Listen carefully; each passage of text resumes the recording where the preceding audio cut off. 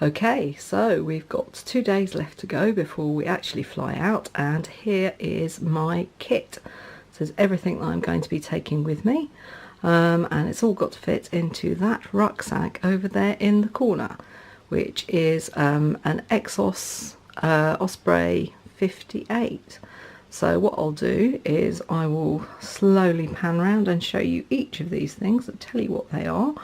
And if I can remember, I'll tell you how much they weigh. So here we have basically the kitchen. So we've got ourselves a pot here, which is a nice big pot. We've got a slightly smaller one here. They've all got these homemade pot cozies, which actually keep everything nice and warm. So basically you boil your water and then you can leave it. A little lighter there, creates a little spark, light up the stove. We've got multi-purpose spork, so there we go. A little pot scrubber, which probably will double up as being a nail brush. I know, disgusting, but hey ho. And a tiny little stove here.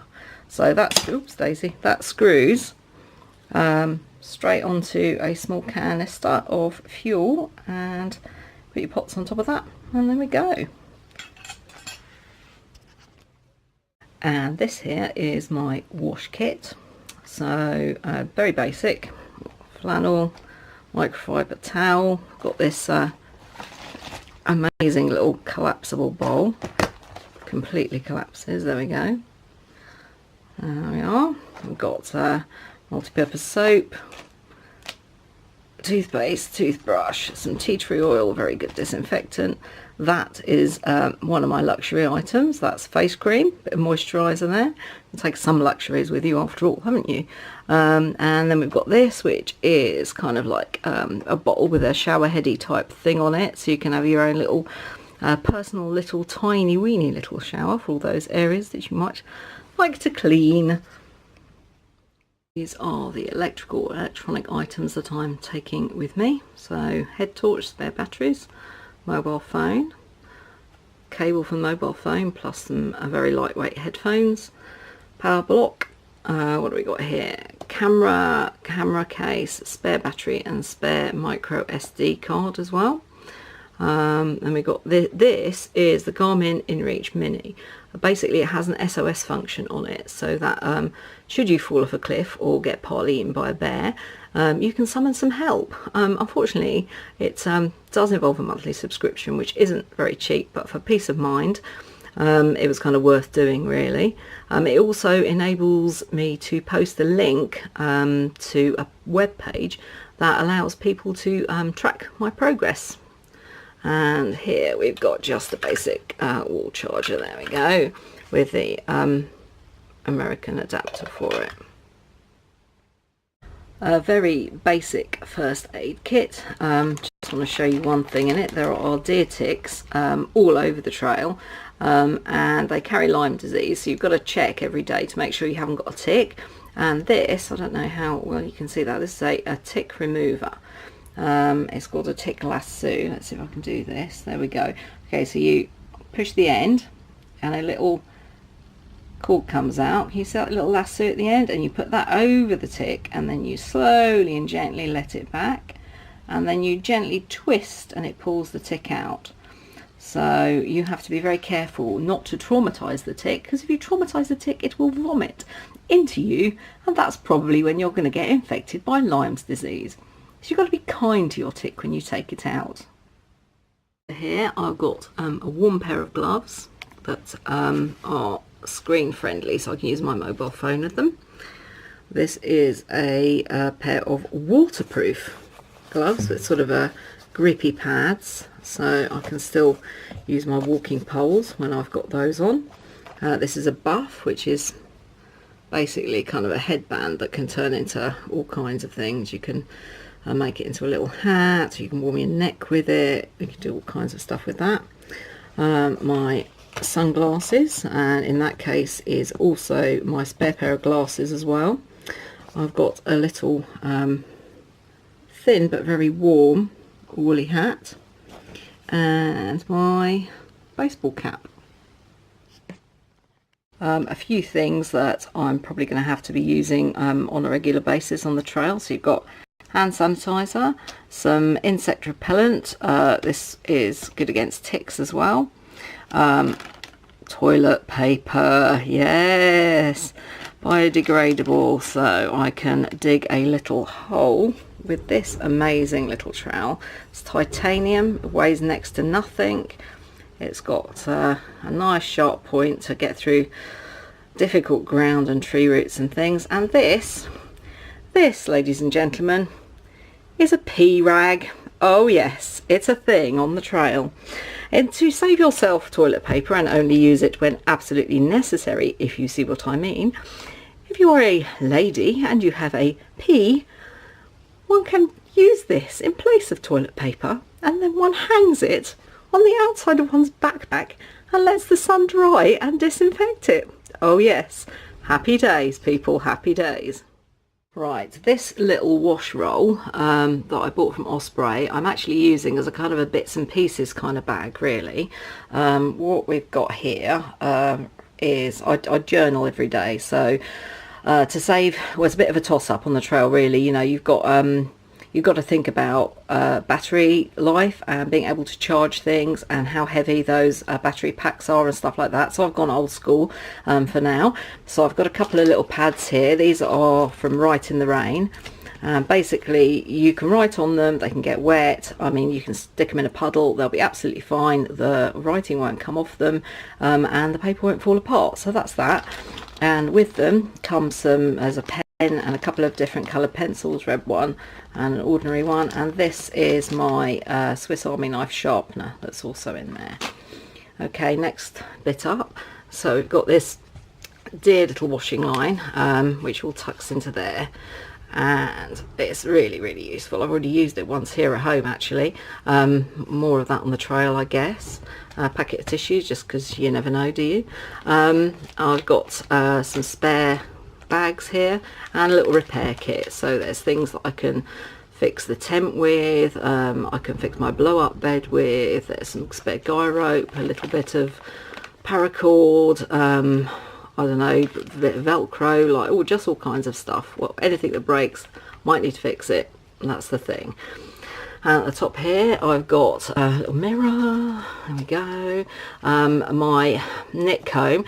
Now I was going to take a hairbrush, but I watched an episode of the Edwardian Farm a long time ago, and there was a lady on it with very long hair, and she said apparently the way to keep your hair clean if you don't wash it was to use something like a knit comb or a beard comb, and all the natural oils would be combed all the way down to the bottom, and it would actually keep it free of dirt. So we'll see if that was true or a load of rubbish, won't we? When I've yeah, you'll see me on the videos and see if that's been a success. Spare hairbands, and that's 1 month's supply of contact lenses there as well. This interesting looking box is my bear barrel. It is designed to hold quite a few days worth of food and all your other smelly items. So you can't leave anything behind on the trail. There are no bins. You might be between resupply points, I don't know, 4 to 7 days. So anything that smells, including all your rubbish, has got to be put into this bear barrel at night. The reason for that is that the bears will in fact come into your tent and they will try and eat any food or anything like that. They're very inquisitive, they've got a great sense of smell, better than a domestic dog. So obviously you can't keep anything smelly in your tent at night. Now there are more than one choice. You don't have to have a bear barrel. I've gone for this because it also doubles up as a really handy camp seat. But also otherwise what you've got to do is you've got to hang a bag over a tree, and you've got to hang it just right on just the right tree, just the right distance from the trunk of the tree, and it's all a bit of a pain at the end of a long day when you've got sore feet to try and find a tree and then chuck a rock with a rope attached to it over it and yada yada yada yada yada. You can see where I'm going with that. And this, well, no, there we go, happy days, nice bear barrel. You can put it somewhere between, I don't know, 20 and 100 foot away from your tent at night, and it's all good, as long as you don't of course put it at the top of a cliff, for example, because an inquisitive bear might come along and roll it off the cliff, and then you've lost all your food. That would not be a great scenario. It's bear proof, it's very strong, and when you do it I don't know if it'll work actually. Oh, there we go.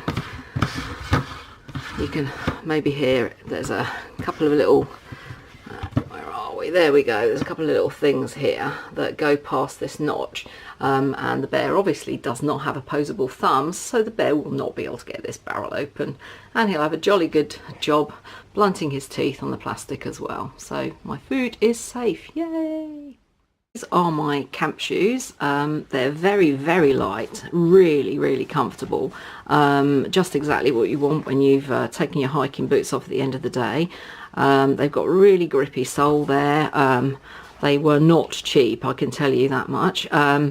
They look pretty indestructible to me, and they're also going to be absolutely brilliant for fording rivers and stuff like that. So they're great. I really like them in the Lake District when we had our shakedown hike. They're great slipping on in the middle of the night if you need to get up. Okay, so waterproof trousers and just an ordinary waterproof, so very unexciting items those. These are my micro spikes, so they slip over the top of my walking boots, and they've got some super grippy sticky outy bits and pieces there, so they're great for walking on ice or any other possible slippy terrain, because if anybody's going to cack over, it's usually me that's the first person. So to prevent that, especially on icy surfaces, I have got myself a pair of these. This is my water filtration system, Soya Squeeze. So what it is you've got these bags that you collect dirty water in. Well, I say dirty, I mean, you know, try and find a stream or something with it at least looking clear, but just because it looks clear does not mean to say it isn't full of nasty bugs like Giardia. So you have absolutely got to filter your water. No cutting corners there. Okay, so onto the end of that goes this. So it's goes onto the end of there like that. Okay, so this is actually the filter, and then out of the end will come clean, drinkable, bug-free, mud-free, everything else free, lovely natural water. So you can either just use it like that and let the water drip out of that into something, or you can just attach that onto there, and then the other end of this will screw onto the American 1 litre size smart water bottles. Unfortunately they don't fit the British ones, but hey ho, there we go, not a problem. So that is the Soya Squeeze. This is the ThermARest, well, I'll call it a butt pad. Basically you can put it on uneven terrain and there we go, unfold it very well and sit on it. It's all sort of insulated, there we go, keep your bottom nice and warm and stop nasty spiky things sticking into it whilst you're sitting down and having your 11 sis in a very civilized manner in the middle of the woods on your dear little stove that you've got out, and tea and biscuits and all that. At least you're going to have a nice comfy seat. Okay, so that's my tent. That's the Big Agnes Copper Spur UL2. You'll have seen that up in the last video that I did, and that's got everything in there. Right, this is my ThermARest sleeping pad. It's quite good actually. It's quite narrow, it's very comfortable though, and you can adjust the inflation whilst you're actually on it, so if it's a little bit too hard you can let some air out of it in the middle of the night. I nearly swapped it out actually after the Lake District for one that had a better, what they call R rating, so one that insulates you better. So this one I think is R rating something like 3, and the one I was looking at I think was something like 5. But in the end I decided instead to purchase this, which is basically, you know, those emergency blankets that people get given after they've completed a marathon. It's kind of like that, but a lot thicker, and it's actually a bag, and it's reusable. So I thought if it gets absolutely desperately cold, I can get that out and I can use it as an additional sleeping bag liner. So no danger of dying of hypothermia. Again, hooray! array of slightly random items that are probably going to end up hanging off the back of my backpack. So here is a collapsible bottle. Basically you open that bit up and it opens out into a nice decent bottle. I will primarily be using this as my toilet at night in the tent. You can see why I want to hang that off my backpack and not have it on the inside after that, can't you? Right, okay. Compass, just one that you can use without a map, because most of the time we won't be having an actual map with us, but at least it will enable us to tell which direction it was that we walked off the trail, and hopefully be able to get back onto the trail if we're stupid enough to get lost. Right, what else? Okay, lovely little pack towel a friend of mine bought. Thank you, very useful. Already used it a few times in the Lake District. It's pretty good. You literally, there we go, I can't do this one-handed, there we go. So you've got a little towel, it's all attached, and you can hang it off the back of your rucksack. Look, brilliant, super. Okay, of course, Swiss Army knife. Who would ever go anywhere without one of these? Do you know what? It's got a pair of tweezers in it. Happy days. No excuse for dodgy eyebrows. So, and a toothpick, so at least you can smile and look gorgeous even though you haven't washed for 4 days. Brilliant. Okay, right, my Bear Grylls Fire Striker, which is extraordinary. I tried this out indoors and I didn't think it would be that brilliant, and a spark fell in a place where I was thinking, oh no, and I very nearly set myself on fire with that. So it's good, that's brilliant. That will guarantee I can start a fire should I need to. And of course, paracord bracelet. I am loving this. I would really not want to unravel it, but if you need to, it's got a couple of, see those glue points just there. Basically what you do is you wiggle those a lot, and eventually the thing unravels and you can use it as emergency paracord. But to be honest with you, I just like it and it makes me feel all Bear Grylls-y. So there we go. Probably an unnecessary item, but well, I like it. Okay, and also my bum bag, which I'm going to be using as my carry-on luggage in on the airplane, and it's got a dry bag on the inside, so I can put, say, I don't know, my camera or my mobile phone or whatever in there, and if it's raining it'll keep it dry. My sleeping quilt from EE. I imported this from the States. It will keep you alive down to -10 degrees, and it's made of down. It's super light, super warm, absolutely amazing. It is a quilt, but it's got this toe box. If you can see, you can pull the end together and then zip this bit up so that you've got nice cozy feet. And this has got also sort of clips with it, so you can clip it kind of around your sleeping pad, so it's still tucked underneath you a little bit. And right at the top, it also has got little poppers, so you can do it up under your chin, and another bit of cord somewhere along here, there we go, where you can pull it in tight, so you can be nice and cozy warm, but it's not as horrible and restrictive as a mummy bag. So, and also in the summer when it gets warmer, it's it'd be nice to be able to just literally throw it over the top of you, or throw it off if it gets too warm.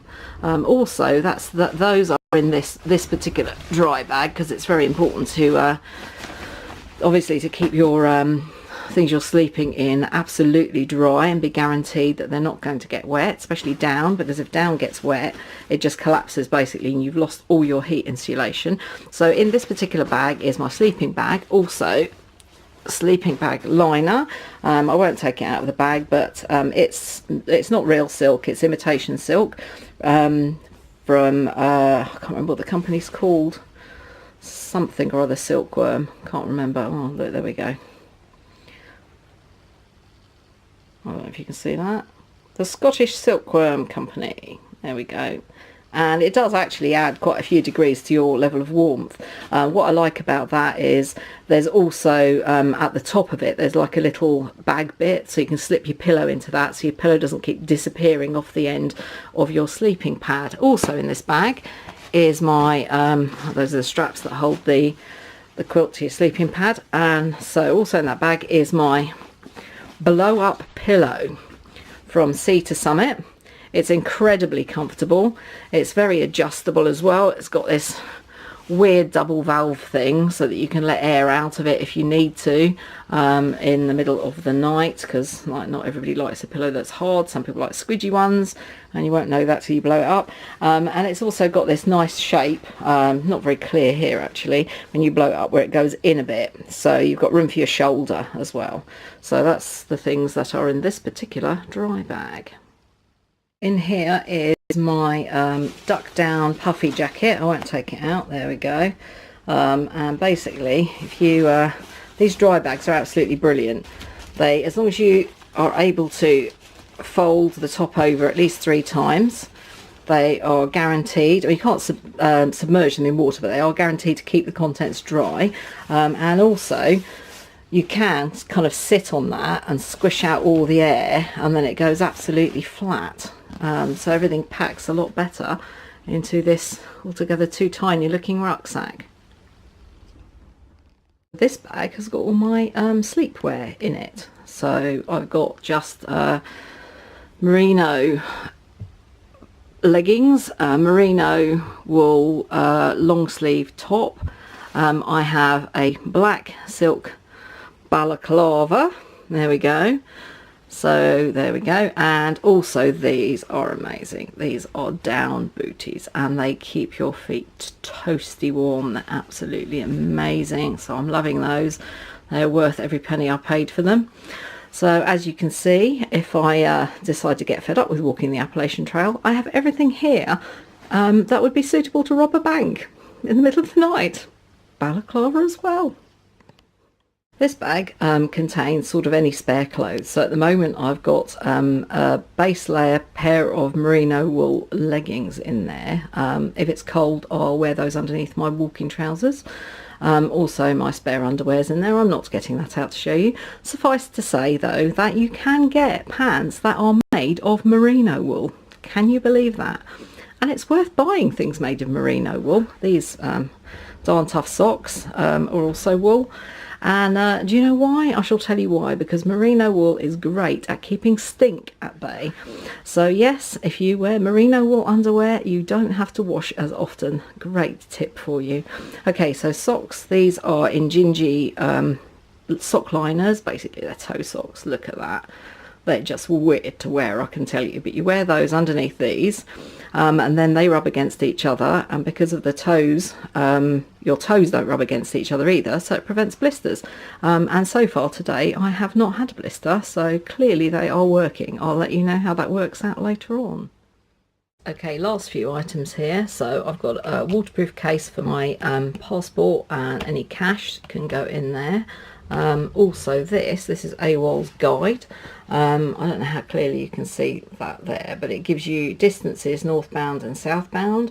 It tells you where the nearest shelters are, how far to the next shelter, to the last shelter. The in-between pages give you little maps to show you sort of the outlay of towns and other resupply points that are there, water sources, helpful advice like, oh, this area contains poison ivy, please be careful where you poo in the woods, and stuff like that. So it's kind of like, if you like, the trail Bible. Talking of which, my last item is my luxury item. This is a waterproof Bible. Who knew that such a thing existed? Apparently it floats, so who knows, it might even save my life as a lifebuoy if I end up in the swamps of Maine in the autumn.